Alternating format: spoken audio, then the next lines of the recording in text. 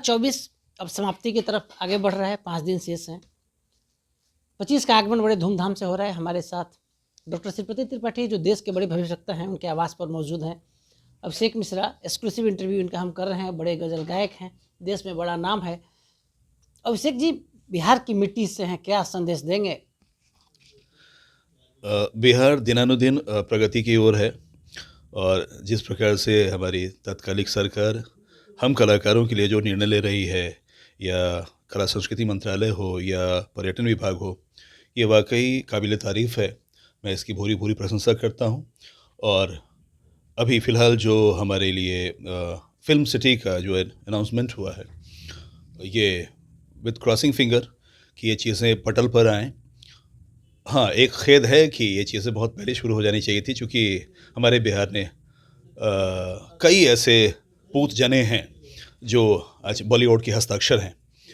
तो I wish कि हमारे सरकार की ये नीति बिल्कुल फलित हो और हम कलाकारों के लिए कुछ नया 2025 कुछ बहुत बड़े आयाम के लिए तैयार हो जाए। अभिषेक जी, बड़े कड़े और संघर्ष के लिए आप जाने जाते हैं। बड़ा संघर्ष कर अपने आप को स्थापित किया है पूरे देश में। ब्राह्मण जाति से भी आते हैं। बड़ा कड़ा संघर्ष रहा है इस सिस्टम में, कला के क्षेत्र में काम करने में। अब कैसा लगता है आपको? देखिए, पहले की तुलना में तो हालात बहुत सारी चीज़ें के लिए बदली ही है, खास करके सोशल मीडिया की वजह से। और आप लोग जैसे इतने सारे आज के डेट में मीडिया हाउसेस हैं, जिस वजह से चीज़ें पहले की तुलना में बहुत ज़्यादा फलित हुई हैं।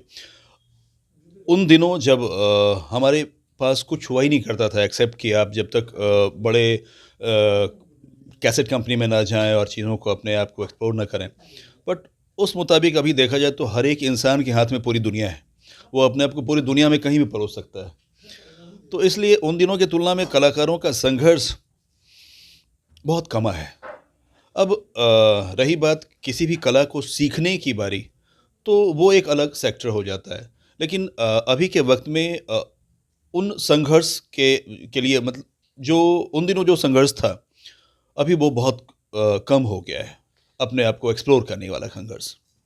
कला के क्षेत्र में आपकी बड़ी पहचान रही है, लेकिन अब बिहार के बागेश्वर बाबा कहे जाने वाले भविष्यवक्ता डॉक्टर श्रीपति त्रिपाठी के शरण में आप मौजूद हैं, उनके आवास पर आप मौजूद हैं। कैसा लगता है कला और ज्योतिष का जब संगम होता है, तो कैसा लगता है? डॉक्टर साहब के बारे में क्या सोचते हैं, श्रीपति सर के बारे में? देखिए, कला, साहित्य और अध्यात्म, ये तीनों एक दूसरे के पूरक हैं। कला अगर नहीं है इंसान में, तो सच पूछिए वो न आध्यात्मिक हो पाएगा और न ही क्या कहते हैं उसको, साहित्यिक हो पाएगा। तो ये तीनों का एक अन्योन्याश्रय संबंध है।